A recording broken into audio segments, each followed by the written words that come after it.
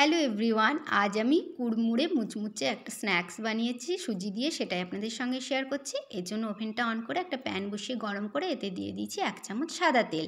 তেলটাও গরম হয়ে গেছে। এবারে এতে আমি দিয়ে দিচ্ছি 1/2 চামচ গোটা জিরে, 2 পিঞ্চ মতো হিং, 1 চামচ গ্রেটেড আদা আর 1 চামচ কাঁচা লঙ্কা কুচি। এবারে এগুলোকে একটু নাড়াচাড়া করে নিলাম। তারপরে আমি দিয়ে দিচ্ছি 1/2 কাপ সুজি। সুজিটাকে জাস্ট একটু নাড়াচাড়া করে সব কিছুর সঙ্গে মিশিয়ে নেব। মিশে গেছে। এবারে আমি দিয়ে দিচ্ছি 1/2 কাপ সুজির জন্য 1 কাপ জল। জলটা দেওয়ার পরে এতে দিয়ে দিলাম স্বাদ মতো লবণ, 1/2 চামচেরও কম একটু লবণ দিলাম। তারপরে লো ফ্লেমে আমি এই মিশ্রণটাকে, সুজির মিশ্রণটাকে নাড়াচাড়া করে নিচ্ছি। কিছুক্ষণের মধ্যেই এরকম মিশ্রণটা জলটাকে অ্যাবজর্ব করে সুজিটা এরকম একটা ডোয়ের আকারে আসতে শুরু করবে। খুব তাড়াতাড়ি সুজি জলটাকে অ্যাবজর্ব করে ফুলে যায়, তো আস্তে আস্তে প্যান ছাড়তে শুরু করেছে। খুব কম সময়ের মধ্যে এটা হয়ে যায়। তো এরকমভাবে আমি একটা ডোয়ের আকারে চলে এসছে। আমি এবারে এটা রেডি হয়ে গেছে, ওভেনটা অফ করে প্যানটা নামিয়ে নিচ্ছি ওভেন থেকে। প্যানটা নামিয়ে নিচ্ছি, এটা এখন গরম আছে।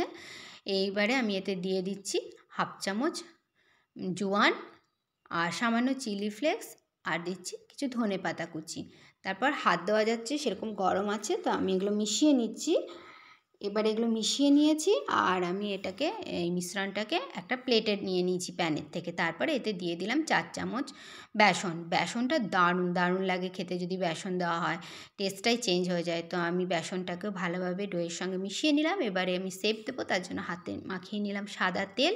তাতে এই সুজির যে মিশ্রণটা হাতে স্টিক হবে না, তো এরকমভাবে একটুখানি মিশ্রণটা নিয়ে আমি গোল করে তারপরে চ্যাপটা করে নিলাম। তারপরে এরকম ট্রায়াঙ্গেল শেপ দিয়ে দিচ্ছি।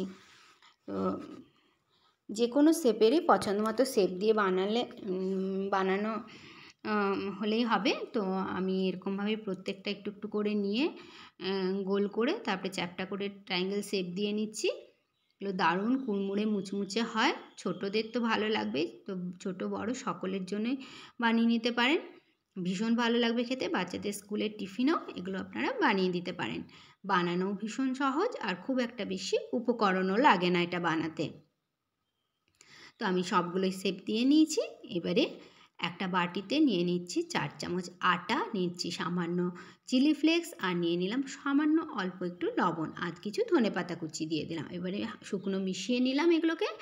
তারপরে একটু একটু করে জল দিয়ে একটা মিডিয়াম ঘনত্বের ব্যাটার তৈরি করে নিচ্ছি। তো আমি ঠিক এইরকম ঘনত্বের একটা ব্যাটার তৈরি করে নিলাম। আর এদিকে স্ন্যাক্সগুলো ভাজবো বলে একটা ওভেনে কড়াই বসিয়ে তাতে বেশি করে সাদা তেল দিয়ে তেলটা গরম করে নিয়েছি।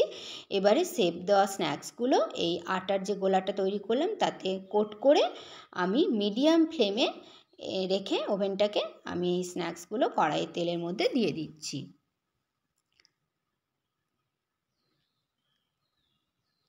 তো এরকমভাবে একে একে আমি সব কটাই দিয়ে দিয়েছি।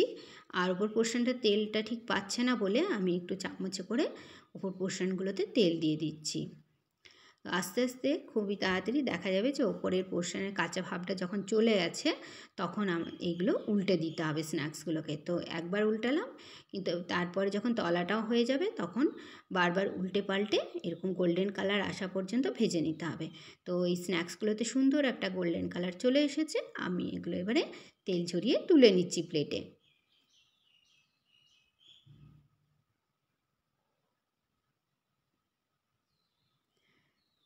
তো আমি সবকটাই এরমভাবে প্লেটে নিয়ে নিয়েছি। এবারে আমি ওপর থেকে একটু করে টমেটো কেচাপ দিয়ে দিচ্ছি। আপনারা বাড়িতে একবার হলেও এরকমভাবে ট্রাই করবেন। একবার বানালে দেখবেন বারবারই বানাতে ইচ্ছে করবে, আর খেতেও দারুণ দারুণ হয়। Please please to like, comment, share and subscribe to my channel. আজ এই পর্যন্তই। দেখা হচ্ছে পরের ভিডিওতে এরকমই সহজ সরল কিন্তু মজাদার কোনো রেসিপি নিয়ে। Till then take care. Thank you.